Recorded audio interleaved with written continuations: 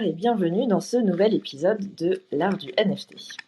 Benjamin Spark, qui s'appelle Claudia ce soir, est artiste et moi, Lucie Léonore, je dirige une maison de vente aux enchères à Paris. Avec Florent Thuin, notre Joker Tech, nous animons chaque semaine en direct de Clubhouse une conversation autour de l'univers incroyable des NFT. Nous décryptons l'actualité du moment, nous invitons des artistes, des protagonistes du crypto-art et ainsi nous explorons le potentiel infini de ces fameux actifs numériques appliqués au monde de l'art et de la culture en général. Vous pouvez participer à l'émission en direct tous les mardis à 18h ici même sur Clubhouse ou nous suivre sur vos plateformes de streaming préférées sous forme de podcast. Vous pouvez également suivre notre actualité en vous abonnant à notre compte Twitter @artdunft. Et c'est parti pour l'épisode du jour. Alors aujourd'hui, nous sommes le mardi 10 mai et nous avons le grand plaisir d'accueillir Jean, qui est donc un des OG français. On reviendra sur son parcours, ses projets NFT, il y en a un très important d'ailleurs, récent. Comme d'habitude, vous pourrez intervenir en fin de room. Et puis surtout rester jusqu'à la fin pour la petite surprise du jour.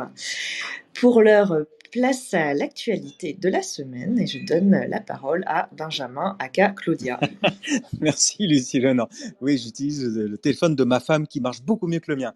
L'actualité, c'est alors dans la série, vous savez que ça fait quelques semaines maintenant, je vous parle de l'actualité des liens, des ponts entre les galeries traditionnelles et l'art NFT. Eh bien, la grosse nouvelle, mais vraiment grosse actu, la fameuse marketplace NFT qui s'appelle Super Rare, qui est très très connue parce que c'est vraiment la plateforme OG, donc vraiment une des premières plateformes d'importance sur les NFT de qualité, les NFT des grands artistes. Eh bien, Super Rare va ouvrir une galerie d'art traditionnelle, une galerie physique faite de briques et de verre à New York, en plein cœur de New York, le fameux quartier de Soho, qui est un quartier très connu où il y a plein de galeries d'art traditionnelles depuis déjà 20 ou 30 ans. J'y suis allé plusieurs fois à Soho, j'ai eu cette chance et il y a des galeries, tous les 10 mètres, il y a une galerie d'art. Et donc, Super Rare va ouvrir son espace. Alors ça, c'est énorme parce que voilà une marketplace pure digitale qui se vantait d'être totalement sur le web, online, et finalement qui vient taquiner les galeries traditionnelles qui sont très établies depuis 30 ans, 40 ans, vraiment des paquebots de l'art contemporain. Je suis allé voir le site, alors il y a un look, et alors le look de la galerie Super Rare qui va ouvrir le 19 mai. Donc c'est très très bientôt et le look est totalement dans les codes de l'art classique, hein. C'est-à-dire une grande vitrine, c'est du verre partout. C'est hyper sobre, c'est assez white cube. Ceux qui connaissent l'art imaginent bien le white cube avec quelques néons. Et puis, grande différence, c'est là, on voit tout de suite qu'il n'y a que des écrans plats, des écrans digitaux qui sont sur tous les murs, et ça claque vraiment bien. Pardon pour le bruit, je suis dans un, dans un hall d'hôtel. Et les écrans plats, ça claque. Le 19 mai, l'expo s'ouvre sur une thématique. L'expo s'appelle donc Visions from Remembered Futures, et c'est le thème de la science-fiction et du futurisme. C'est curaté par Madame Anne Rong, qui est curatrice en chef chez Super Art. Alors voilà, il y aura 15 artistes NFT, et bon, ce que décrit la curatrice, elle dit l'art digital, c'est une renaissance de l'art, et on veut montrer au public des galeries traditionnelles que l'art digital a toute sa place dans le monde de l'art. Et donc ça va être une expo historique. C'est intéressant qu'ils aient choisi d'ailleurs science-fiction et futurisme, parce que c'est typiquement la thématique qu'utilisent beaucoup les artistes digitaux, un peu la dystopie, une vision sombre du futur. Enfin, on verra si c'est sombre dans cette expo. J'ai hâte de recevoir des images. Et puis, autre chose intéressante, dernière chose, c'est que Super Rare a lancé une DAO, la fameuse organisation autonome décentralisée. Ils ont émis des tokens qui s'appellent les rares, et qui permettent aux détenteurs de tokens de voter pour des artistes. Et donc, progressivement, j'espère en tout cas, Super Rare va proposer à la communauté de sélectionner eux-mêmes les artistes qui iront exposer dans cette galerie à New York. Donc, ouais, je pense que c'est une grosse actu, c'est vraiment intéressant, je vais suivre ça de très près. Et puis, pour finir, voilà, j'ai une baseline qui serait Super Rare devient super réel. Voilà, pour aujourd'hui. Pas mal, eh ben, écoute, c'est hyper intéressant.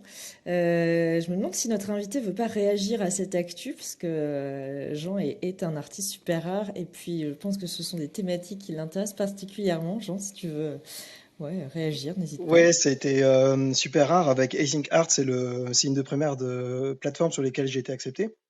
C'était en décembre 2020, donc bon, bah, j'ai eu le airdrop de tokens de RAR. Je participe à la gouvernance, je vote régulièrement sur des sujets avec le DAO et tout. Par contre, ça m'étonnerait vraiment que l'ouverture de la sélection des artistes qui seront exposés dans la galerie soit décidable par RAR. Pour l'instant, je pense pas que ce soit d'actualité. Parce que déjà, ouvrir la curation, ils veulent le faire, mais c'est probablement ce qui prend le plus de temps et ce qui est le moins pressé pour eux, je pense. Enfin, en tout cas, d'après ce qu'ils communiquent.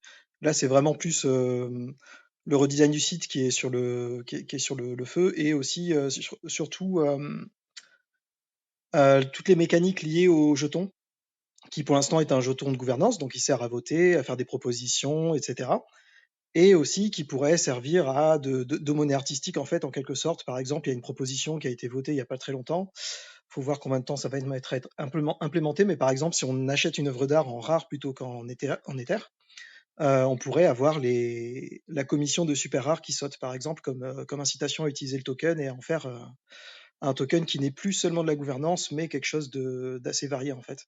Et donc voilà, il y a il y a eu beaucoup de propositions, de mécanismes un peu techniques sur l'utilisation du rare, et pour l'instant, c'est vraiment ça qui est au travail. Voilà. L'ouverture sur la curation, ils en parlent, mais je pense que la galerie, ça va vraiment être la partie historique de Super Rare, qui est donc Super Rare Labs, et qui n'est plus, on va dire, Super Rare tout court maintenant. Et voilà, ils considèrent que c'est un truc qui est ouvert, qui est à moitié un DAO, c'est très progressif, l'ouverture, la décentralisation. Mais voilà, il y aura quand même toujours une partie, on va dire, old school, un peu gérée de façon centralisée par eux. Voilà, donc c'est vraiment, c'est super intéressant effectivement, mais c'est une longue décentralisation progressive. Ouais, je connais un petit peu, moi, comment ils ont ouvert leur espace de curation. En fait, Super Rare a permis à comment dire, a ouvert des espaces de curation, voilà, sur concours. Donc, par exemple, les rares servaient à voter pour des candidatures. Donc, moi, je fais partie, par exemple, d'un groupe qui s'appelle New French Touch et on a gagné un espace de curation là, qu'on est en train de mettre en place. Et c'est effectivement un des moyens qu'utilise Super Rare pour contrer un petit peu les accusations de trop de centralisation. Donc c'est intéressant de faire ça, d'ouvrir ces espaces-là. Et concernant l'ouverture d'un espace physique, t'en penses quoi, toi, Jean? Ah, c'est une super nouvelle. Je pense que c'est quelque chose qu'ils auraient pu faire depuis longtemps. Tant mieux si ça arrive maintenant. Euh, à l'époque où ils se demandaient un petit peu, bon, qu'est-ce qu'on peut faire de plus en fait pour comment dire, pour plus promouvoir l'art crypto. Moi, je me suis dit plutôt. Alors, les galeries, c'est super important qu'il y en ait qui ouvrent. Il y a eux, il y en a beaucoup d'autres aux États-Unis qui commencent à ouvrir, vraiment spécialisés dans les NFT. Donc, ça, c'est un beau signal. Et je pense qu'il y a aussi un besoin de. Le concept que j'avais en tête, je dirais que c'est une espèce de guide où, en gros, tu prends des collectionneurs traditionnels qui sont on va dire, au moins un petit peu intéressés, pas forcément dedans, mais voilà, qui sont pas, qui sont encore en train de se dire qu'est-ce que c'est qu'un wallet, je connais pas ce monde, je suis un peu intimidé, il y a des codes culturels que je comprends pas, que ce soit la culture d'internet, les mèmes, etc. Et de faire un espèce de probablement de séminaire ou de guide sur la culture de l'art crypto en fait, plus que juste sur la partie technique, vraiment sur voilà sur le côté culturel. Je pense que ça c'est un truc que Super Rare pourrait faire peut-être dans leur galerie même. J'en avais parlé à une époque, je sais pas s'ils le feront un jour, mais voilà, je trouve que ça, c'est un truc qui serait intéressant à creuser en parallèle des nouvelles galeries qui se créent. Je suis tout à fait d'accord sur la nécessité de démocratiser, faire de la pédagogie et enseigner les codes de tout cet univers-là. Et ben, c'était chouette cette actu, merci beaucoup Benjamin. Est-ce que Florent, tu veux enchaîner sur le mot crypto de la semaine justement pour continuer à faire de la pédagogie? Alors oui, parce qu'on est vraiment dans cet esprit pédagogie, on va le faire, mais je vais vous ennuyer à mort avec mon mot du jour, puisqu'il s'agit de wallet. Donc pour entrer dans le monde du Web3, il vous faut ce qui s'appelle un wallet, donc un portefeuille numérique. Et ces wallets, il en existe plusieurs types. Il y a les cold wallets, donc du coup c'est les stockages à froid. Et ça fait en gros référence aux portefeuilles d'actifs qui sont hors ligne. Donc le plus grand représentant, c'est Cocorico, c'est Ledger. du coup, qui est le champion du secteur là-dedans. Et donc, c'est une espèce de petite clé USB qui permet de mettre ces codes hors ligne. Et donc, si vous avez des grosses pièces d'œuvre, enfin des belles œuvres, par exemple une œuvre de Jean, vous voulez plutôt la mettre dans votre cold wallet parce que vous voulez pas la sortir tous les 4 matins. Et donc, c'est sécurisé. Vous mettez cette clé USB au coffre et vous êtes tranquille et serein sur la conservation de vos actifs. En opposition, vous avez les hot wallets, donc du coup les stockages à chaud, on va dire, et ça permet, enfin c'est en ligne, donc ça permet plus de liquidité, de pouvoir sortir et rentrer facilement des sous, mais par contre c'est un peu moins sécurisé. Et il y a un autre type, il y a une autre distinction, il y a les custodial et les non-custodial. Donc les custodial, c'est les plateformes d'échange. Donc vous allez par exemple acheter sur Coinbase ou Binance ou peu importe, vous allez pouvoir acheter vos cryptos là-dessus et vous pouvez les laisser. Le risque, c'est que voilà, s'ils font faillite, s'il y a un employé un peu scrupuleux, il pourrait voilà vous voler. Donc vous n'avez pas 100% de la sécurité de vos actifs. Et il y a un petit adage dans la crypto, c'est not your keys, not your coins. Donc pas vos clés, pas vos sous, en gros. Donc ce qu'on essaie de promouvoir dans le Web3, c'est justement le non-custodial, c'est que les gens prennent la responsabilité de leurs actifs en mémorisant eux-mêmes une phrase qui leur permet d'avoir accès à leur code et qu'il n'y a que qui puissent accéder à ce wallet. Et justement, le non-custodial le plus connu, c'est MetaMask. Et ça vous permet de vous connecter au monde du Web3. Donc c'est à la fois en quelque sorte un RIB et à la fois une adresse publique, une adresse email avec laquelle vous allez pouvoir interagir sur ces nouvelles plateformes. Donc voilà, si un jour vous voulez minter des œuvres, par exemple, il vous faudra un MetaMask. Donc c'est une petite extension de navigateur que vous pouvez télécharger facilement, c'est gratuit. Et voilà, je vous invite à télécharger et à vous intéresser à ça. C'est la première porte d'entrée dans le Web3, on va dire. Eh ben, c'était une sacrée synthèse, Florent. Bravo. Comment expliquer un wallet en 1 minute? Je pense que ce sera très utile. En tout cas, à peut-être pas les personnes qui nous écoutent en direct, qui sont, j'ai l'impression, toutes et tous plus ou moins familiers, mais en tout cas pour tous nos auditeurs et nos auditrices en replay. Bravo pour cette synthèse. Je précise quand même que MetaMask, ça permet d'entrer sur la blockchain Ethereum et qu'évidemment, il faut un wallet, enfin, il y a des wallets différents en fonction des blockchains, si je peux me permettre cette toute petite précision, Florent. Tout à fait. Mais je préciserai à ta précision qu'il y a de plus en plus du coup de blockchains qui sont interopérables avec MetaMask. Parce qu'il y a une adoption, il y a eu une adoption tellement importante de MetaMask que maintenant c'est plus simple pour les blockchains d'essayer de s'intégrer directement avec. Mais tu as raison, c'est pas tout le temps le cas, il y a des exceptions. Eh ben, merci beaucoup, encore une fois, Florent. Donc, on va passer à l'interview de Jean. Salut Jean, donc vraiment ravi de t'avoir ce soir. On va commencer juste par te situer. Donc, si tu peux nous dire très succinctement qui tu es, quel âge tu as, où tu vis et ce que tu fais dans la vie, en quelques mots, juste pour te situer. Alors bon, du coup, je m'appelle Jean, forcément. Bonjour, merci de me recevoir. J'habite à Bordeaux, j'ai entre 30 et 40 ans, mais je me rapproche plus de 40 que de 30, donc je commence à être vieux, j'ai des cheveux gris, tout ça. On est nombreux dans ce Et cas-là. bon, ouais, je me doute, on est tous plus ou moins dans cette tranche-là quand même. C'est assez courant dans le milieu, c'est assez drôle. On a l'impression que le milieu est très jeune, mais finalement, quand on va aux événements, c'est très varié, tant mieux. Je suis artiste depuis que je suis tout petit, c'est la réponse cliché, mais c'est vrai. Mais professionnellement, on va dire depuis 2010 à peu près, donc ça fait 12 ans. Ok, et ben alors justement, raconte-nous, depuis que tu es tout petit, donc qu'est-ce qui se passait quand tu étais tout petit? Tu dessinais déjà, tu étais dans une famille d'artistes, comment t'es arrivé voilà, à devenir artiste? Bon, c'est pas le moment de faire pleurer dans les chaumières, mais pour moi, c'était un peu je pense, un espèce de mécanisme de survie. J'ai pas été super heureux dans mon enfance et du coup, mon refuge, c'était vraiment, je rentre dans la chambre, je ferme la porte, j'ai mes cahiers de dessin, je dessine dessus, je crée des univers, etc. Et j'y passais beaucoup de temps, y compris à rêver, mais pas au sens métaphorique, au sens littéral, parce que très vite, j'ai fait des rêves lucides, en fait, où du coup, je me servais de mes rêves pour vivre ce que j'avais envie de vivre ou expérimenter certaines choses. Et, voilà, donc moi, Avec là, des au début, techniques c'était d'hypnose vraiment... où tu te mettais toi-même dans des états de Non, pas rêve? du J'aurais du mal à te dire comment ça a commencé, c'était juste, ça se faisait tout seul. Je pensais à quelque chose avant de dormir, quelque chose qui te fait plaisir, tu sais, enfin, ça peut être n'importe quoi. Imagine un monde coloré, chaud, etc. Et puis quand tu t'endors, en fait, si tu y penses au moment où tu passes dans le sommeil et qu'il y a une espèce de continuité de pensée, en gros, ou une forme d'obsession sans que ce soit un terme péjoratif ici, euh, ton esprit revient à ça quand tu rêves, en fait. Il y en a qui, du coup, le travaillent d'ailleurs de façon volontaire, par exemple. J'ai vu qu'il y avait des techniques pour les gens qui voulaient essayer de devenir rêveur lucide sans y arriver naturellement. En gros, toute la journée, tu essayes de penser aussi souvent que tu peux à regarder ta main. Tu regardes ta main et tu fais ça, rien d'autre. Et en fait, le but du jeu, c'est que ça devienne tellement une habitude dans ton cerveau que quand tu dormes, tu regardes ta main dans ton rêve.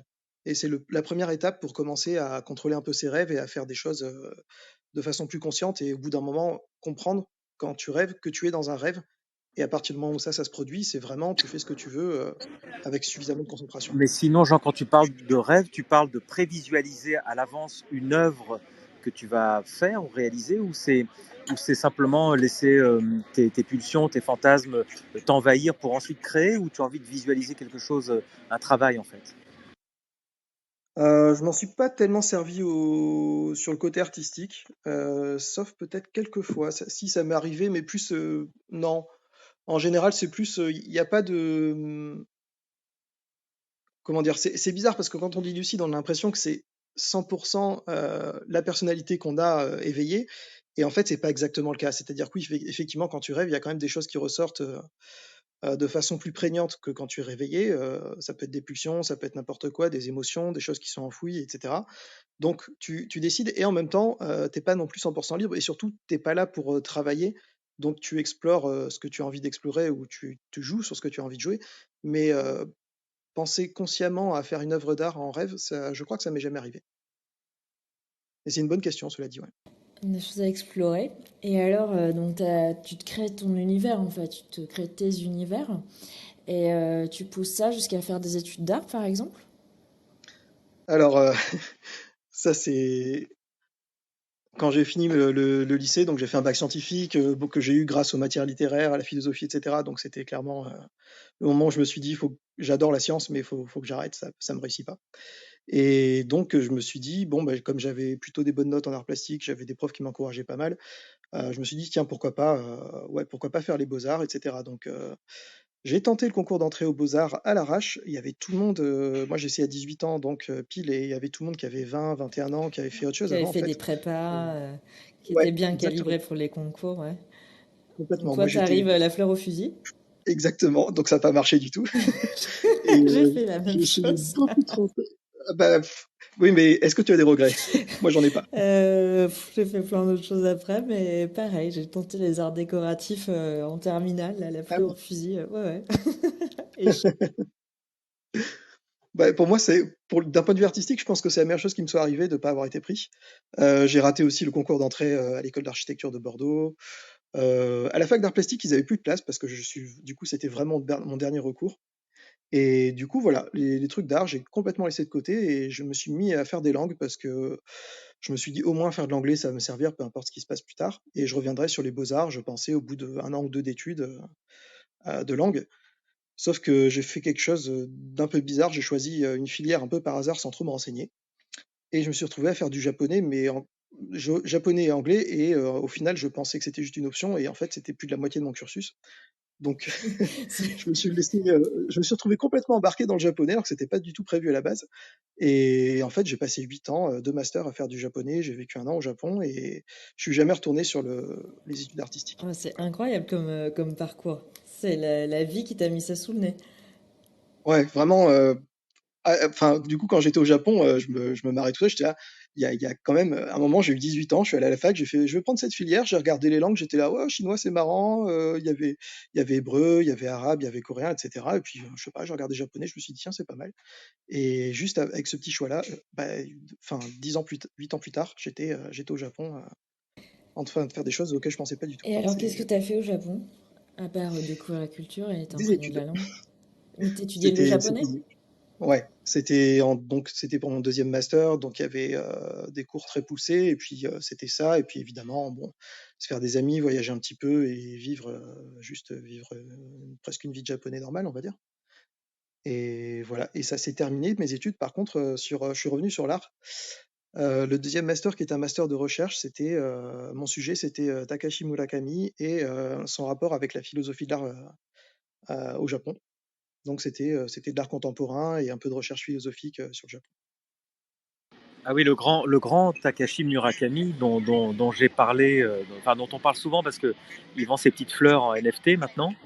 Mais Oui, surtout, moi qui suis l'art contemporain, ça fait 20 ans qu'il est dans les plus grosses galeries, les Gagosian et compagnie. Et c'est ça. effectivement, il n'arrête pas de parler de ce pont. Lui se considère le pont entre l'art occidental, je dirais même les cartoons occidentaux, enfin ouais, les toons occidentaux et l'art traditionnel japonais. En fait, on a l'impression que c'est un cartooniste en fait, alors qu'il ne parle que il est inspiré que par l'art traditionnel japonais. C'est assez étonnant d'ailleurs. Euh, enfin, il a une petite inspiration. Enfin, il est très inspiré par l'art traditionnel japonais, mais aussi surtout par ce qu'il appelle la culture pop otaku, en fait, qui est pas vraiment l'art traditionnel japonais, même s'il y a des liens. Et le côté cartoon occidental que tu retrouves, c'est pas tellement une volonté de prendre du cartoon occidental, c'est parce que le manga lui-même est né d'une déformation et d'une japonisation du cartoon américain. Par exemple, les grands yeux, on a l'impression que c'est typique japonais maintenant parce qu'on est habitué aux mangas et aux animés qui sont vachement développés. Mais un des premiers, celui qu'on appelle le parrain du manga au Japon, Osamu Tezuka, qui est connu en France pour avoir fait le Roi Léo, plein d'autres séries, Atom Boy, etc. Enfin, c'est des vieux animés. Et Astro Boy, Astro Boy. Et Astro Boy, exactement. Oui, c'est Atom en fait en japonais. Voilà, je me plante, mais c'était le titre japonais. Et donc, en fait, Osamu Tezuka, les grands yeux qu'il a développés, qui ont forgé tout le reste des artistes manga qui ont suivi, c'est lui qui réinterprétait les vieux cartoons, genre Mickey, Steamboat Willie, les Fleischer Brothers, avec les vieux dessins animés en noir et blanc en fait de Disney et des autres de l'époque, où les personnages avaient des très grands yeux. Et voilà, et c'est l'adaptation de ça au Japon qui a donné ce style qui aujourd'hui est absolument japonais, mais voilà, ça a une source d'inspiration occidentale. Bon, alors, moi, je vais revenir aux sources d'inspiration de Jean. Euh, Oui. donc là, tu es au Japon, donc t'étudies l'histoire de l'art, la philosophie, enfin, tu écris en tout cas, tu réfléchis sur des artistes. Comment toi, tu te remets à créer? Comment Alors tu j'ai jamais renoues? arrêté parce Ouais, que ok, t'as jamais arrêté. Alors comment non, tu renoues et comment tu as le déclic finalement de te dire je vais faire ça? eh ben, ouais, c'est vraiment lié à la fin des études pour le coup. Donc pendant les études, j'ai fait de la musique depuis l'adolescence, donc j'ai eu des groupes de musique pendant tout le temps où j'étais ado, et voilà, c'est aussi pour ça que quand il y a des animations sur mes NFT, c'est moi qui fais les musiques aussi. Et donc voilà, j'avais mes groupes de musique, je faisais un peu des illustrations pour les pochettes d'albums, les affiches de concerts des copains, etc. Enfin, voilà, donc c'est un truc qui visuellement est assez stimulant. Et puis en parallèle de ça, en parallèle des études, je passais aussi beaucoup de temps à juste dessiner, à apprendre l'illustration sur ordinateur, etc. Et en fait, à la fin de mes études, donc, je finis ce mémoire, ça se passe très bien, 18 et demi, félicitations du jury, blablabla. Et il y a une de mes enseignantes qui me propose de continuer en doctorat et de devenir anthropologue de l'art contemporain japonais. Alors c'est hyper attrayant pour moi parce que j'ai vraiment adoré mes études, ça c'est quelque chose qui me passionnait.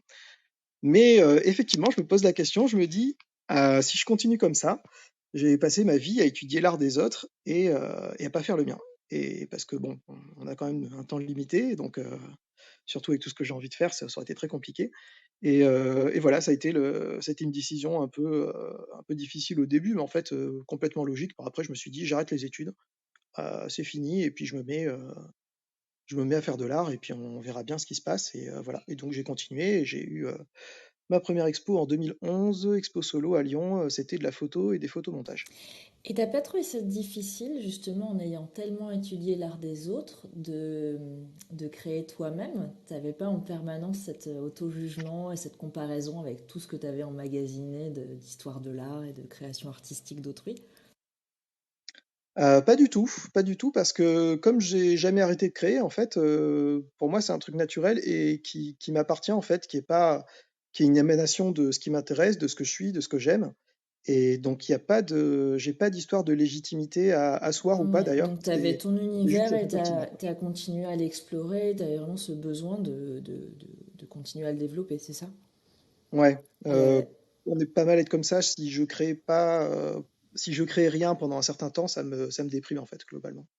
Donc c'est vraiment un besoin. chouette. Et donc là, tu décides de l'assumer. Et donc, première expo à Lyon. Alors, c'est donc des photos et des photomontages, c'est ça? Ouais, quelque chose d'un peu surréaliste, pas mal d'autoportraits, et aussi des photos du Japon, du coup, une sélection, parce que j'en ai fait un Et paquet donc, là-bas. rappelle-moi, on est en quelle année là? Excuse-moi, tu l'as dit, mais j'ai. Donc j'ai fini mes études, j'étais au Japon 2008-2009, j'ai fini en 2010, et donc voilà, c'était un an après la fin de mes études, globalement. Et alors, qu'est-ce qui se passe à partir de là? Donc, il y a 10 ans, première expo, et comment tu enchaînes? Euh, J'arrête la photo au bout d'un certain temps, parce que je me rends compte que en fait, c'est pas, j'arrive pas à exprimer quelque chose de vraiment personnel à travers ça. Ça me plaît, ça me permet de découvrir comment composer correctement une image. Parce que finalement, en dessinant un petit peu à l'arrache avant, je me posais pas trop la question de la composition. Et c'est vraiment en faisant la photo que je commence à réfléchir en termes de où placer les choses, où travailler un peu les idées de perspective, de qu'est-ce qui rentre dans le champ ou pas. Enfin, toutes ces choses-là qu'on fait pas naturellement du tout en dessin et qui du coup, à travers la photo, deviennent quelque chose de naturel. Et donc, ça m'a au moins apporté ça. Et donc, petit à petit, je me rends compte que ce que j'aime vraiment, c'est peindre et dessiner. Donc, je reprends en plus ça. Euh, et donc, ça se développe avec de l'aquarelle, du dessin, donc pas mal d'illustrations. Je commence à faire un peu d'illustration commerciale. Donc, j'ai eu des clients comme PayPal, Google, Disney ou Diesel. Et j'ai après un peu de street art aussi, avec notamment de l'art en réalité augmentée. Donc, je colle des grosses affiches et après, il suffit de les scanner avec une appli sur le téléphone et ça se met en mouvement. Et aussi du street art imprimé en 3D. Voilà. Donc, en Donc, gros, ouais, j'explore tout ce que je peux. t'explores plein de choses, quoi. Toujours dans le même univers, mais avec plein de techniques différentes. Ouais. Avec, donc voilà, une part croissante du numérique, mais en se posant en artiste, surtout en France, il y a d'autres pays qui sont un peu plus ouverts, mais faire de l'art numérique et exposer ça en galerie ou même avoir comment dire, un moyen de gagner sa vie avec ça, c'était juste impossible. Et j'ai essayé. Au début, je pensais à par exemple, des impressions en super haute qualité, en format unique, par exemple, donc déjà des 1-1 à l'époque qu'on peut trouver en NFT, ou avec des impressions 3D, par exemple. Mais à chaque fois, du coup, on a besoin d'une justification physique pour un art qui est numérique. Et donc déjà, conceptuellement, il y a un truc qui marche pas. Et c'est pour ça que les NFT, ça a été une révélation et un vrai besoin, en fait. Bah ouais, on est tous d'accord et là pour le défendre. Alors, comment tu découvres, toi, les NFT? Très tôt, je crois. C'était en 2020, donc je commence donc je crois que c'était à peu près en octobre. En octobre, je découvre à travers un compte Instagram d'un tatoueur qui poste des vieilles œuvres des fois d'eau forte et de tout ce qui est travail à la ligne. Qui ça? Et ça Qui faisait ça? Qui ça? euh, Quel le compte tatoueur? Instagram, je ne sais plus du tout. C'était un Ah, truc genre inspiration tatou Instagram. C'est une ok. amie à moi qui partage. Donc vraiment, j'ai pas la ref. Et, euh, et donc bon, ça fait quelques années déjà que j'avais commencé à travailler vraiment plus la ligne qu'autre chose. Et je vois donc ces vieilles œuvres d'un illustrateur belge de la Renaissance flamande, qui s'appelle Frans Huyss, et qui a fait des séries de masques dans le style grotesque de cette époque-là. Et je suis pas trop à refaire les œuvres des autres. Moi, j'aime vraiment faire mon truc à moi. Et là, c'est la première fois que je me suis dit, ah, il faut que je remixe ça. Ça a besoin d'être sous forme numérique, un peu animé, avec du glitch, de flotter là, etc. Et voilà, j'ai envie de le faire. Donc, je le fais. Et je me dis, je sais pas quoi faire de ces fichiers numériques, de qu'est-ce que ça va donner, quoi. Et donc, 2 mois plus tard, en novembre, il y a un ami à moi qui est à fond dans les crypto-monnaies depuis longtemps, et puis il commence à me parler des NFT. Moi, j'en avais jamais entendu parler. Il me dit, ah, ça marcherait bien avec ce que tu fais, tu devrais t'y mettre et tout. Donc, je m'y intéresse vite fait, et puis c'est juste la barrière technique au début me paraît pas insurmontable, mais comme je suis un peu boulimique d'informations, j'ai besoin normalement de tout comprendre avant de me lancer dans quelque chose. Et pour tout ce qui est découvrir non seulement les NFT, mais en plus l'écosystème des blockchains, etc., même la partie finance qui va avec, c'est une telle masse complexe d'informations, de systèmes imbriqués les uns dans les autres, que ça me met un peu en mode ouais, d'accord, on va voir ça plus tard. Pour l'instant, je sais pas trop. Et donc, je bosse sur ma série de remixage des trucs de la Renaissance. Et, euh, et en fait, au bout d'un moment, ça revient dans mon cerveau, les NFT, et ça fait clic, et je me dis, bah, évidemment, en fait, c'est le projet parfait pour tester les NFT parce que c'est ça que c'est censé être, en fait, pas autre chose. Et c'est donc le projet avec lequel j'ai été accepté sur Super Rare. Voilà. Tu t'es lancé directement, t'as postulé directement sur Super Rare et t'as été Ouais, pris, direct par en haut. comme comme j'y connaissais rien, en fait, c'était donc en novembre et en décembre. Donc cette fois-ci, Je la fleur au fusil a fonctionné finalement. Ouais, exactement. Parce que pour une fois, justement, je me suis dit, arrête de faire comme d'habitude, de te forcer à tout savoir avant. Finalement, c'est une réaction de peur et de protection. Pour une fois, pars à l'aventure, découvre en faisant. Donc, je tape sur Google liste des meilleures plateformes NFT ou quelque chose comme ça, et je vois dans le top, je me suis absolument pas renseigné, encore, on dirait comme à la fac, pareil. Je vois sur le top de la liste Super Art et Async Art, et donc j'envoie mon email aux deux, je remplis le truc, et je suis pris par les deux. Et moi, je savais pas du tout que j'avais de la chance à l'époque. Moi, je fais mon dossier proprement. Voilà, donc c'était évidemment super de commencer par là, et ça m'a ouvert les portes de tout ce dont j'avais besoin très vite. Et voilà, ça a été vraiment un départ sur les chapeaux de roue, parce que du coup, ça s'est fait. J'ai mis du temps. Le premier NFT a été minté fin janvier, le temps que je fasse de l'ordre, on va dire. Et après, à partir de là, bon, bah, ça a été le boom de l'art crypto juste en suivant, donc ça a été assez fulgurant. Après, ça s'est calmé évidemment avec l'évolution du marché qu'on a connu avec les PFP et tout, mais voilà, ça a été assez extraordinaire, et j'en suis pas revenu. Je suis toujours artiste crypto à plein temps depuis fin 2020. Ouais, donc toi, vraiment, ça a changé ta vie, enfin l'apparition, la découverte des NFT t'a permis de vivre de tes créations numériques. Donc t'es Ouais. parmi Avant, c'était celles-là. compliqué Ouais, parce que bah, bien sûr. j'étais toujours dépendant de petits contrats, et puis même le monde de l'art traditionnel physique, c'est ultra compliqué. Il faut avoir un budget pour se déplacer tout le temps, pour envoyer des œuvres tout le temps, enfin, ça coûte hyper cher. Ça demanderait d'envoyer, ou en tout cas de se déplacer physiquement tout le temps, de passer son temps dans l'avion, plus arriver à se faire accepter par les galeries, trouver des galeries qui sont un peu en accord avec ce qu'on fait. Moi, j'étais plutôt pop surréalisme et tout, et en France, ça intéresse personne.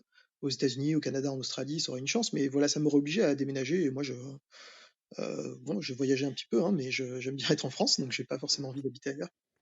Et du coup, le côté non géographique de l'art crypto, plus la réponse au fait qu'on a besoin d'avoir de l'art numérique sans support physique, pour moi, c'est comme si j'avais trouvé ma maison, hein. Quand je suis tombé dedans, je me suis dit, c'est ça que je cherchais, je savais pas que ça existait, et voilà, c'est là, c'est prêt, tout fonctionne, c'est incroyable. Et toi, Jean, en termes de gestion après de la crypto-monnaie, le fait que tu aies un bac scientifique, est-ce que ça t'a aidé à tout de suite l'onboarding, c'est-à-dire comprendre la crypto, avoir un wallet, acheter de la crypto, la retransformer en euros, parce que tu dis que tu vis de ça. Donc j'imagine qu'à un moment donné, tu manipules ça facilement, tu remets après des euros sur ton compte en banque, etc. Est-ce que c'est fluide pour toi, ça? Oui, c'est fluide, mais après, bon, c'est comme tout, c'est un risque, hein, vous le savez tous. Voilà, j'ai une vente ou un moment où l'Ether, il a 3000 $ par exemple, et bah, si quand je sors mon euro, l'Ether, il est à 1500, bah, et que je déclare la vente avec le prix au moment où la vente s'est effectuée, je vais payer littéralement 2 fois plus d'impôts dessus que ce que j'aurais dû, ce que j'ai vraiment touché. Donc voilà, c'est fluide pour moi, mais il y a des risques qui sont pas évidents à gérer tous les jours, mais ça fait partie du jeu. Voilà, peut pas, heu, on peut pas comment dire? Vraiment être dans l'art crypto, et voilà, et pas avoir les inconvénients qui vont avec les blockchains. Le bon côté des choses, c'est évidemment en sens inverse. Si l'Ether grimpe après, que tu as fait une vente en art, bon, ben, le reste, tu peux le mettre de côté, collectionner des œuvres avec, etc. Donc voilà, il y a des bonnes choses aussi. Et juste petite question, Jean, quand tu as postulé à Super Art, du coup, est-ce que tu avais un gros following déjà de beaucoup de gens qui te suivaient sur Insta, ou est-ce que c'est vraiment juste l'art que tu leur as montré qui les a séduits? Sur Instagram, j'avais quelque chose comme 4000 followers, je pense, donc c'est pas énorme. On va dire, c'est pas mal. Donc je pense pas que ce soit que ça qui ait joué. Ouais, j'ai l'impression que c'est vraiment le projet qui leur a plu. Et Et bon, j'ai eu de la chance. J'étais quand même à une période où c'était tout juste le début de quand ça commençait à monter. Et il y avait, j'ai l'impression, quand même un niveau, j'essaye de pas Si, être si, vas-y, vas-y. médisant. Bon, ben, vous avez tous vu, j'adore, il y a des choses naïves que j'adore, donc je remets pas, il y a pas de question technique pour moi dans la qualité de l'art. Par contre, il y a une façon de faire du naïf qui est très amateur et qui, moi, me convient pas en tout cas, mais je suis content que ça existe, hein, il y a aucun souci. Et on va dire que le niveau dans l'art crypto au début, il était fait par des gens qui étaient pas forcément, qui voulaient pas forcément être des artistes. Et d'ailleurs, c'est intéressant, du coup, ça donne un côté assez frais. Mais on va dire que le niveau la qualité artistique ou technique, elle n'a pas toujours été extraordinaire non plus. Et du coup, je pense qu'il y a une époque où ils ont voulu, en tout cas, recruter à mort des artistes qui avaient un background qui était hors de ce qu'ils avaient jusqu'à présent, avec il y avait beaucoup de montages photos avec des filtres assez, des trucs à base de solarisation, de mélange de couleurs, du glitch. Il y a des gens qui font ça très bien, il y en a d'autres, bon, ça fait un peu recette, donc voilà, c'est juste mon opinion personnelle, hein. Il y a un des trucs que je défends, c'est justement la liberté du goût qui historiquement se développe petit à petit. J'ai l'impression à chaque nouveau gros mouvement de l'art, en fait, c'est de plus en plus libre au niveau de ce que les gens assument, de ce qu'ils aiment ou pas, peu importe si c'est kitsch, peu importe si on dit que c'est de bon goût ou pas. Le street art, c'était aussi, c'est allé dans ce sens-là pour moi. Et pour moi, l'art crypto, c'est encore l'itération d'un mouvement artistique qui va plus loin dans la liberté du goût. Parce que les gens se permettent de donner de la valeur à des choses qui sont drôles, qui sont dégueulasses, qui sont moches des fois et qui font exprès d'être moches. Du coup, voilà, il y a vraiment une grosse liberté, une grosse variété. Donc ça, c'est quelque chose que j'aime bien. Mais de façon pragmatique, je pense que ça a fait du bien à l'art crypto, en tout cas, qu'il y ait des gens de différents horizons et des gens un peu plus techniques qui soient Mm. rentrés dedans, quoi. Toi, en tout cas, tu as été très vite collectionné par des gros collectionneurs, hein. Ça t'a sans doute permis aussi euh, d'atteindre des chouettes ventes rapidement, j'imagine, et de pouvoir décoller finalement assez vite, d'en vivre assez vite. Sur Super Rare, donc tu mines sur Super Rare, sur A5Art, tu fais pas exactement la même chose forcément, parce qu'A5Art c'est une plateforme un peu particulière, si tu veux nous en dire deux mots. Et Avec puis plaisir. sur les autres plateformes, je crois que tu mines un peu sur Tezos aussi. Je sais pas sur quoi tu mines sur Tezos, si j'ai pas fait attention. Mais si tu veux nous expliquer un petit peu comment tu répartis, si on peut dire ça comme ça, tes différentes Ouais. séries, tes différentes sources d'inspiration. Alors, super rare pour moi, du coup, c'est deux choses. Il y a une série, c'est la série sur l'ancienne Renaissance qui est liée avec la Renaissance numérique actuelle. Donc ça, c'est une série, mais sinon, c'est là où je mets ce que j'appelle mes j'aime parce que j'ai pas d'autres mots.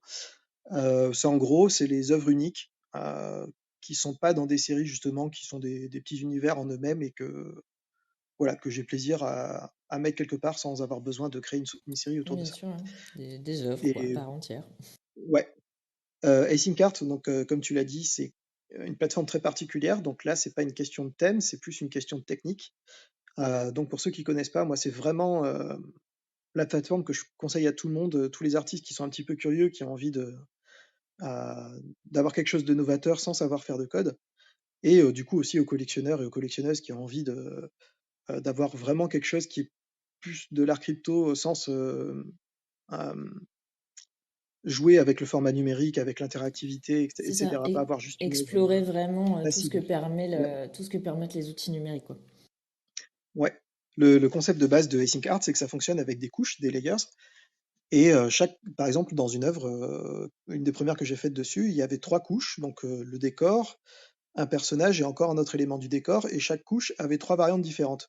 Donc ça fait 3 fois 3 fois 3, ça fait 27 possibilités différentes. Et donc le propriétaire de l'œuvre, en fait, des couches, il y a un propriétaire par couche, donc on peut aussi être propriétaire, plusieurs collectionneurs, on va dire, peuvent être propriétaires d'une œuvre de façon fragmentée.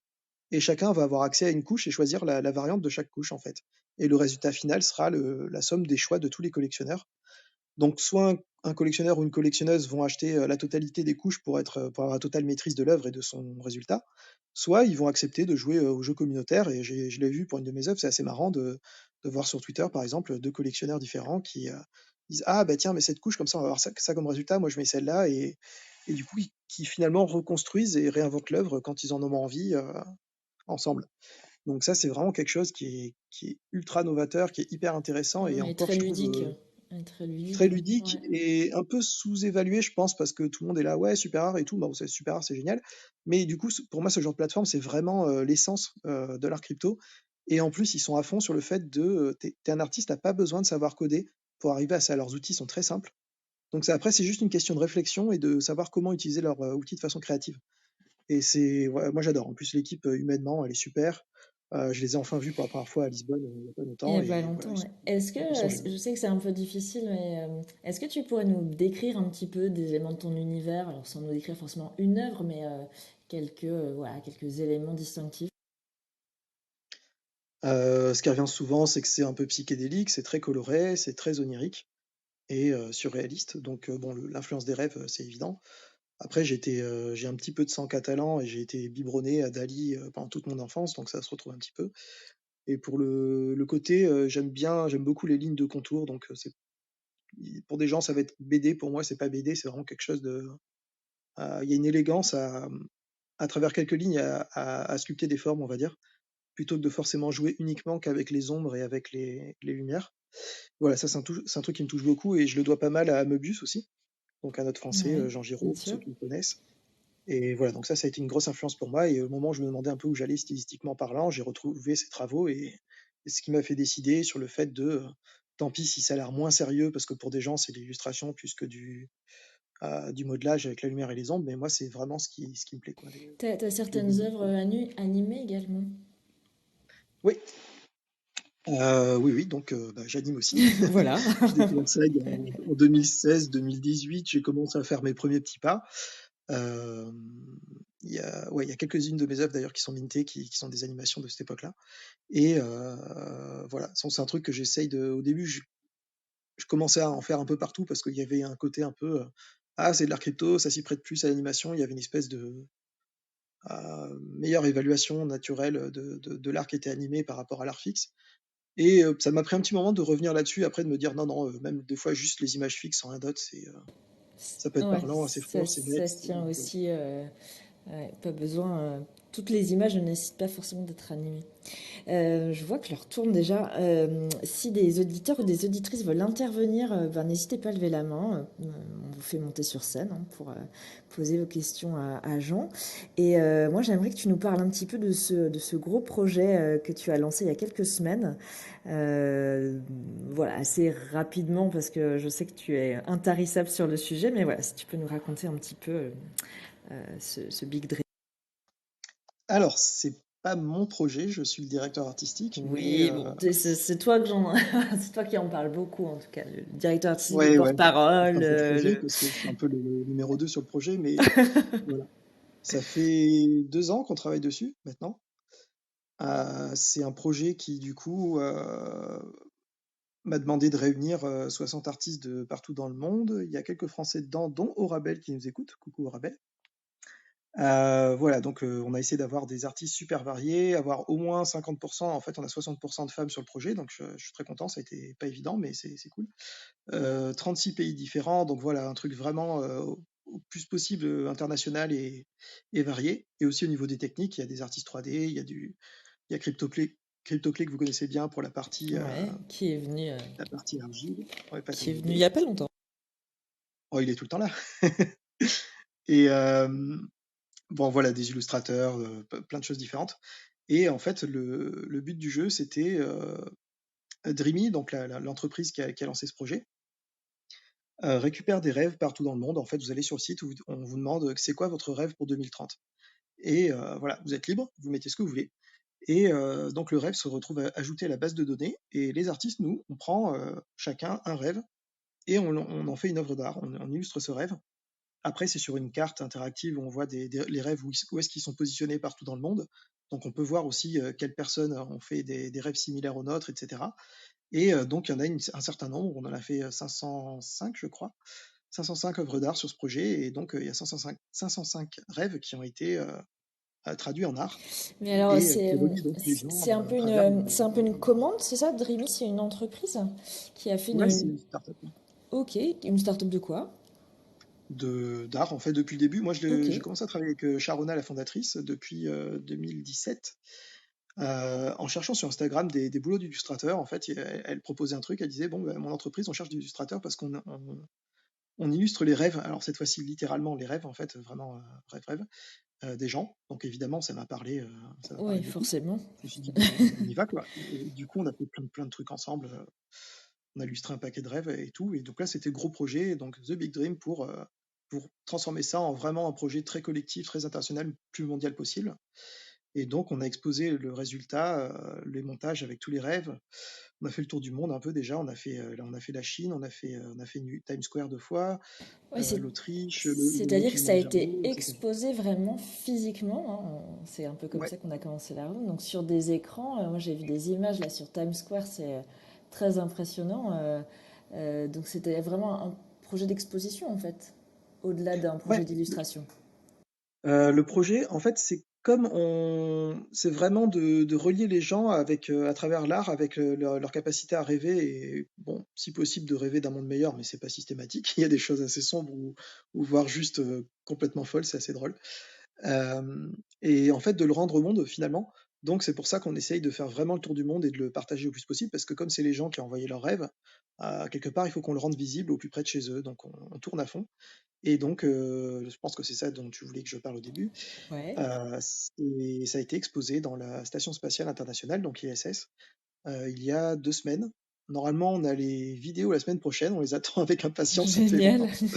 Mais ouais, ça a été un truc assez fou avec la NASA qui fixe des deadlines du jour au lendemain en nous demandant on a besoin de tel fichier ou tel truc. C'était un peu n'importe quoi. J'ai un peu maltraité les artistes parce que j'aurais préféré leur laisser plus de temps, mais bon, on a fait ce qu'on a pu, quoi. Mais voilà, donc un truc complètement fou, très complexe à gérer parce qu'il y a plein de couches de complexité qui s'ajoutent aux autres. On peut parler aussi de comptabilité internationale, plus de comptabilité crypto, c'est juste ingérable, mais bon, c'est pas grave, on va y arriver. J'imagine bien. Et quel est le devenir de cette expo? Elle va tourner? Est-ce qu'on va pouvoir avoir l'occasion de la voir en France? Euh, ouais, donc de toute façon, avec Sharona, le but, c'est quand même qu'on fasse vraiment, que ça s'arrête jamais, en fait, et peut-être même que le projet, après, il y ait plus d'œuvres qui soient produites. Enfin, c'est vraiment un truc qui s'inscrit sur le long terme. Donc, il y a déjà un montage ouais, qui a été minté sous forme de NFT en Open Edition sur Nifty Gateway. Ouais. Et, et voilà, ça deviendra la base d'un DAO où il y a une partie des recettes qui vont être distribuées pour des ONG, voilà, pour avoir un impact un peu positif sur le monde à travers ces rêves. Et on a d'autres projets, on veut essayer de l'enregistrer sous l'eau et tout, le diffuser sous l'eau.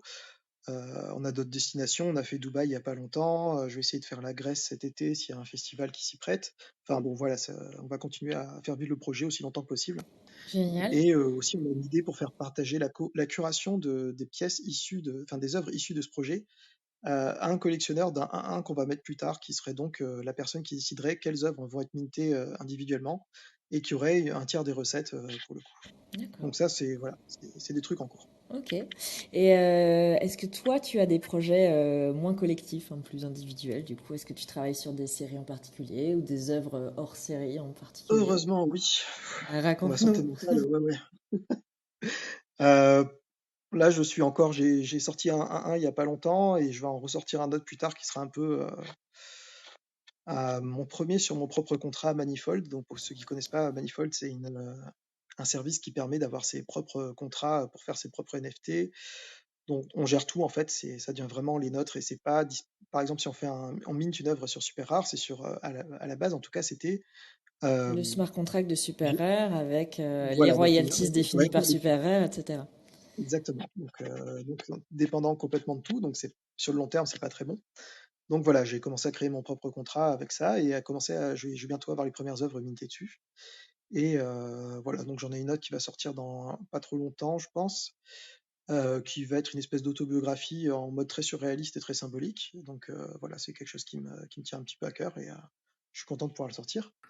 Et j'ai un autre projet beaucoup plus long terme parce que c'est encore un projet à 10 000 personnages que vous commencez à en avoir marre, mais qui a une Ah, un petite, projet de PFP! ouais, mais qui a un truc très différent. C'est bon, déjà stylistiquement, je fais Oui, c'est ça, 100% Google c'est-à-dire que aussi. il y a collectibles générés voilà, aléatoirement et puis les collectibles dessinés par des artistes Ouais, qui sont plus rares déjà et qui méritent d'être investigués en tout cas. Donc est-ce que tu veux nous en parler un peu? ouais, c'est du coup le but, c'est pas vraiment donc tous les collectibles actuellement, pour ceux qui connaissent pas trop, ils sont leur objectif principal, c'est de faire en sorte que le prix grimpe, ce qui est quand même pas très intéressant. Enfin, Et bon, en vendant c'est bien parce que des espoirs de utilities derrière. voilà, des utilities à Voilà. mort avec des fêtes je sais C'est pas ça, c'est où, avec plus la prémisse de je sais des pas où, cartes de des membres articles. que Ouais, des items destinés à être collectionnés en tant que tels. ouais, et puis avec des choses un peu artificielles qui sont pas toujours pertinentes, même si c'est marrant finalement d'explorer l'interaction avec une communauté, ça c'est quand même quelque chose qui a été pas mal fait grâce au PFP, donc c'est bien. Mais le but de la mienne et de la nôtre plutôt, parce que c'est un projet avec ma copine, c'est de financer l'achat et la sanctuarisation de forêts pour protéger la biodiversité, parce que Ok. depuis le temps, je me dis, il y a une quantité d'argent phénoménale qui circule dans les NFT, enfin, et surtout dans les PFP, et qui globalement sert à rien à part à faire que des personnes soient plus riches qu'avant, mais voilà. Donc pourquoi pas utiliser cet argent pour avoir un vrai impact environnemental, puisque moi c'est ce qui me parle le plus au niveau de toutes les urgences qu'on a aujourd'hui. Et le meilleur moyen de protéger la biodiversité actuellement, c'est les vieilles forêts, d'arrêter de couper les arbres qui sont vieux. Voilà. Globalement, c'est au niveau ultra basique, ça permet de diminuer les grosses chaleurs, ça permet de garder de l'humidité, de l'ombre et de protéger toute la faune qui vit autour de ça. Ça nous permet énormément de choses. Donc c'est vraiment le premier maillon dont on a besoin pour qu'un écosystème survive, Ouais. surtout avec les augmentations de chaleur. Et c'est prévu pour quand, ce drop? Il n'y a pas du tout de date parce Ok. que justement, ça prend un temps, c'est incroyable. Je fais tout seul, donc Hmm. voilà. Pour faire 10 000 personnages, c'est avec tous les traits, les accessoires, les trucs, c'est vraiment un travail monstre. Et bon, bah, évidemment, je fais des d'autres projets à côté, donc c'est compliqué. Mais on n'est pas pressé et voilà, je me dis que quand ce sera prêt, euh, comme l'utilité du projet, c'est vraiment d'avoir un impact concret, positif qu'on va documenter. On va aller voir les forêts nous-mêmes, on va aller chercher les avocats pour défendre le bout de terrain parce que acheter une forêt et la sanctuariser, c'est pas évident. Il y a énormément de choses à faire et donc ce sera aussi un projet un peu documentaire sur comment est-ce qu'ensemble on peut avoir un impact positif, comment ça se passe dans la réalité, etc. Donc voilà, ça va être une Et, sacrée aventure. et ouais, et que ça soit sur cette aventure ou même ton projet de créer tes propres smart contracts, ça demande quand même que tu aies une audience, que tu sois capable, enfin tu l'as dit, c'est tellement de jobs à la fois, surtout là, tu essaies d'avoir un impact sociétal, donc c'est encore une autre casquette à porter. Bah, clairement, ouais, si tu te fais pas aider ou si tu lances pas, si t'as pas l'aide de la communauté, c'est très difficile, mais justement, est-ce que toi, ton expérience justement de plus de 2 ans dans les NFT, est-ce qu'avec ça, t'es confiant, t'es assez confiant enfin, de ton audience que tu as pu accumuler à travers justement ton expérience dans les plateformes existantes? Très bonne question. Est-ce que je suis confiant? Je suis pas sûr. Déjà parce que faut être honnête, le niveau de dégène financier de la scène est quand même assez costaud. Donc proposer quelque chose qui est plus orienté sur une utilité réelle et environnementale plutôt que sur à faire de la machine à cash, est-ce que ça marchera ou pas, je ne sais pas. Et aussi parce qu'aujourd'hui, je ne sais pas si vous avez vu les derniers PFP qui sortent, mais ça y est, on arrive au ras-le-bol parce qu'il y a des choses qui ne sont même pas mintées. Hein. J'ai vu un beau projet par une artiste qui est assez connue en plus, ils ont minté 500 NFT sur 10 000. Donc voilà, on arrive On arrive à en fin de course saturation un des peu, hein. PFP. Ouais. Ouais, Je sais- tant mieux, hein. C'est ce que Mais j'allais dire, je sais pas si c'est une mauvaise nouvelle. non, c'est pas une mauvaise nouvelle, mais du coup, moi, je me dis, je- est-ce que je compte sur la communauté? Est-ce que ça va marcher ou pas? Honnêtement, je m'en fiche un peu. C'est quelque chose que j'ai envie de faire déjà pour commencer. Et Puis, c'est quelque chose qui, pour moi, est important au-delà de l'art, au-delà de l'aspect financier, etc. Donc, si quelque part, si les gens, le fait de faire du bien en pouvant en même temps collectionner de l'art, spéculer comme ils ont envie, peu importe, ça reste pareil. Si ça les intéresse pas, en plus d'avoir un impact positif, à ce moment-là, bon ben, tant pis, quoi. Enfin, bon, je stresse pas du tout sur le succès ou pas, en fait, Mm. de ça. Si Mais ça marche pas, tant pis. ouais, ouais, non, mais c'est clair. Mais enfin voilà, je pose la question parce que j'ai bien remarqué aussi que le marché là arrive à saturation, comme tu dis, et que enfin voilà, pour avoir reçu par exemple l'Ethic Design la semaine dernière, qui nous confiait que créer un projet, tu vois, genre un peu génératif PFP comme ça, c'est vraiment un job complètement différent que du job d'artiste où tu fais des œuvres où il n'y a pas forcément d'utilité derrière. Et toi, justement, avec ce projet, tu as un peu le cul entre deux chaises, si je peux me permettre, parce que tu as le côté artistique qui est censé avoir un impact du coup concret, direct, sociétal. Et donc, Ouais. tu vois, genre, les gens peuvent se dire qu'ils attendent une utilité concrète, et alors que l'utilité, ça devrait être justement de faire d'avoir une œuvre stylée et un impact positif, quoi. Mais euh, C'est le slogan du projet, c'est Nature is the utility. Donc, on joue vraiment là-dessus, en fait. parfait. Et ouais, ouais, ouais. Mais après, il y a d'autres projets, finalement, qui arrivent à survivre juste avec bah, parce que les gens aiment bien les NFT, incroyable, mais vrai. Et il y en a pas beaucoup, mais il y en a quand même quelques-uns. Donc, moi, je suis pas.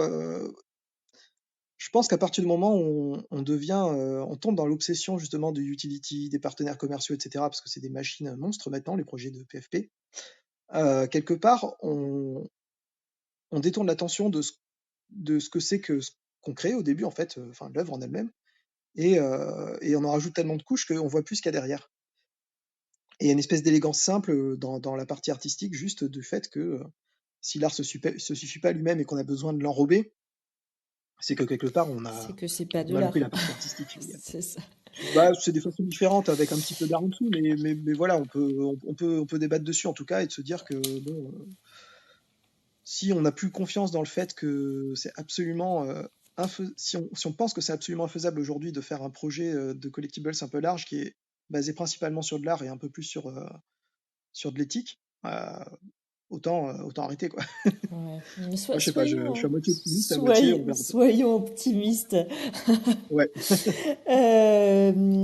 Ben pour finir, parce que l'heure tourne et c'est dommage, parce que vraiment, on pourrait rester des heures. Ben, je vais te poser des petites questions de fin.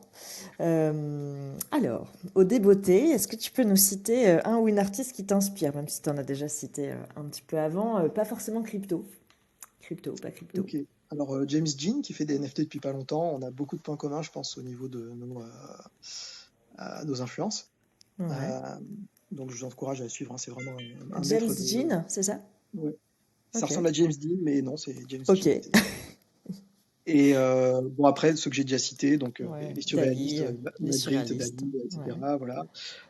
Pas mal d'illustrateurs des années 60, hein, ça c'est la base psychédélique. Donc, je parlais de Möbius, mais aussi je sais pas, les vieux comme Philippe Drouillet, Casa, etc. Enfin, les vieux trucs de science-fiction et de trucs très perchés que j'aurais pas dû lire en étant enfant, mais qui sont tombés sous mes yeux.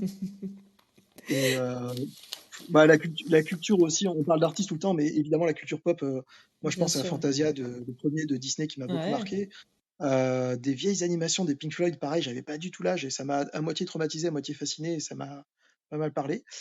Enfin voilà, donc beaucoup de choses de cette On époque-là. t'en fait un beau syncrétisme en tout cas, de toutes ces Merci. inspirations. Bon, alors, est-ce que toi, t'es un collectionneur de NFT? Ouais, bien sûr, gros Ouais. collectionneur, Gros je pense que collectionneur. Alors, raconte-nous le je dois premier avoir une centaine NFT. de NFT, je sais pas. Raconte-nous le premier NFT que t'as collectionné. En tout cas, celui qui t'a procuré, C'est celui dont tu te souviens, quoi, ta première émotion. Ah ben oui, le premier, je m'en souviens parce que justement, je me suis dit: «Bon allez, ça va être le premier. Heu, Comme je suis musicien aussi, je me suis dit: «J'aimerais bien, j'aime bien je sais pas, je pense que quand on n'a pas fait de synthé et de guitare, on comprend pas ce truc, mais j'ai un espèce de fétichisme bizarre pour quand tu branches un instrument avec des câbles, qu'il y a des câbles partout, t'as des pédales par terre, tu appuies sur les boutons, il y a des diodes partout, il y a des enfin voilà, cette espèce de jungle de câbles et de lumière et de boutons partout, avec lesquels tu sculptes littéralement du son. C'est un truc que je trouve, encore aujourd'hui, il y a un vrai plaisir de gamin derrière, j'adore ça, quoi. Je pourrais passer des heures juste à avoir, un pedalboard, donc avec, une vingtaine de pédales d'effets dessus et triturer les boutons dans tous les sens, j'adore. Et donc voilà, j'ai trouvé un artiste qui s'appelle Koshi Masaki, que j'ai rencontré pour la première fois à Lisbonne. Là, c'est trop drôle parce que j'étais son premier collectionneur et lui, c'était mon premier collectionné. Donc c'était assez marrant. Et il a fait un NFT où c'est juste une vidéo où on entend lui la musique qu'il fait avec son synthé modulaire. Les synthés modulaires, c'est les grosses machines avec justement tous les câbles qui pendouillent. Il y a pas forcément de clavier dessus. Enfin, c'est de la synthèse sonore un peu hardcore. Et donc il y avait ça avec la jungle, avec les lumières partout, les câbles et tout. Et donc la musique expérimentale derrière et une petite coccinelle qui se baladait sur un câble, qui savait pas trop ce qu'elle faisait là. Et il y avait un côté ultra poétique. Il avait fait aucun autre NFT où il y avait un insecte dessus, quoi. De quelque chose de vivant qui se retrouve au milieu de cet environnement complètement artificiel qui ressemble à de la science-fiction prise en gros plan. Et voilà, je sais pas, ça a été le type d'œuvre où c'est vraiment un instant qui est spontané, qui a été capturé, qui se reproduira pas, et où il y a une vraie poésie. Il y a des tonnes d'histoires qu'on se raconte juste en regardant ça, et voilà. Donc c'est pas un truc grandiose, c'est pas un artiste connu du tout, mais moi c'est vraiment quelque chose qui m'a touché. J'étais ultra content de collectionner, et d'ailleurs ça s'est fait de façon un peu marrante au niveau éthique parce que je vois un certain prix, je lui propose un prix 3 fois en dessous. Je me suis dit allez on va voir, alors que j'aurais pu me permettre le prix normal. Il accepte parce que bon, c'était son premier NFT. Et moi, j'ai eu un gros regret. J'étais là, mais Un qu'est-ce que remords, je ouais. fais? Je suis con. Ouais, ouais, j'étais là, je suis un artiste, je devrais respecter le prix des personnes et tout. Donc, je lui ai dit, Bah non, je lui ai finalement, renvoyé, en fait, je je l'ai te pas dit. l'achète au prix que t'as demandé. Ben, du coup, je lui ai renvoyé directement. Je lui ai même pas demandé son avis. Je lui ai renvoyé à son wallet. Et je lui ai dit, remets-le au prix auquel tu l'avais mis au début. Et je lui ai expliqué pourquoi. Je lui ai dit, je suis vraiment désolé, j'aurais pas dû faire ça. Voilà, j'ai des remords.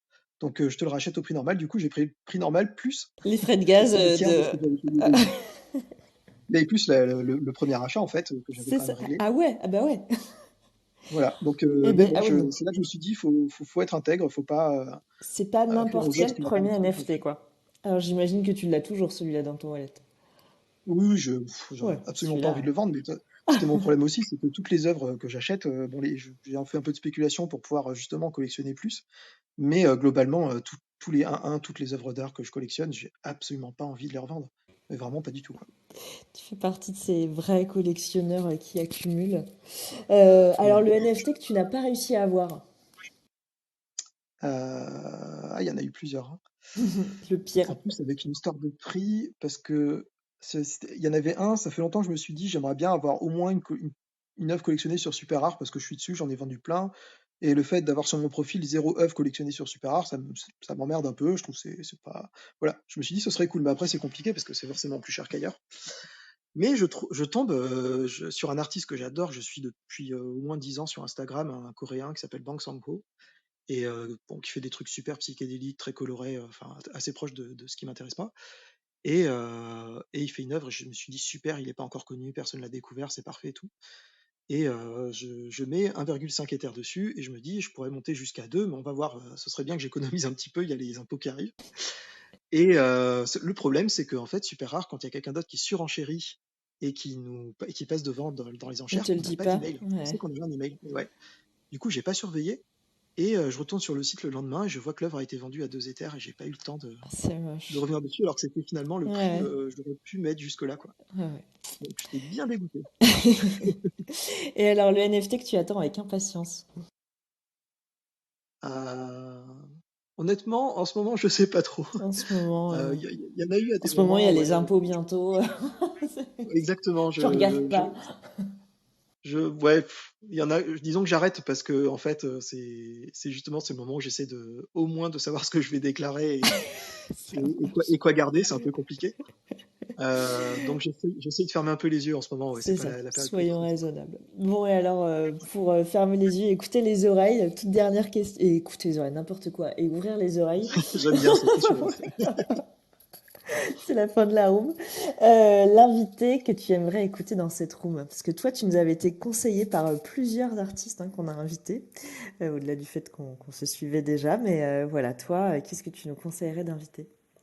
Alors, vous avez le choix entre deux personnes, d'après moi, c'est Aurabelle, donc, qui est ici, voilà, qui est une artiste Salut, française et Arabelle. qui est là depuis plus longtemps que moi en plus, qui est, pour le coup, je crois qu'elle a commencé été 2020 si je me trompe pas, et voilà, qui fait du super taf, qui est à la fois un petit peu inspiré manga, mais en fait vraiment pas du tout. Ça ressemble, je sais pas comment dire, une version très très très personnelle et très contemporaine, on va dire, où il y a une vague inspiration manga, mais qui est plus dans la sculpture, elle est très forte en lumière, en couleur, en dégradé et tout. Voilà, donc je vous la recommande. Et la Super, deuxième, noté.